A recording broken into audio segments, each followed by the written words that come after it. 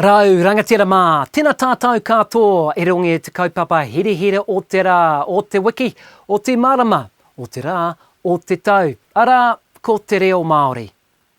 I te wā i tīmata taku whakamahinga i te reo Māori ki te reo Irarangi o Aotearoa, hei reo whakawhiti noa, e tū te puehu i te whakahe, ko ngā whakahe, e runga waia, e runga imera, e roto i ngā reta ki te eteta niupepa, i ngā wahi katoa o te motu.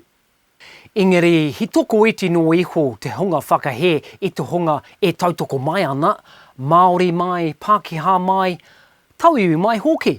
Kia rātou ko te reo Māori, tētahi huarahi, hei whakaputa i tō tātou Aotearoatanga. Nā, kua riro ia au tēnei tūmahi hei māngai mō te wiki o te reo Māori. Ānei anō, aku kupu ki te tangata. He koha tāta katoa ki te whakarauaratanga o te reo Māori.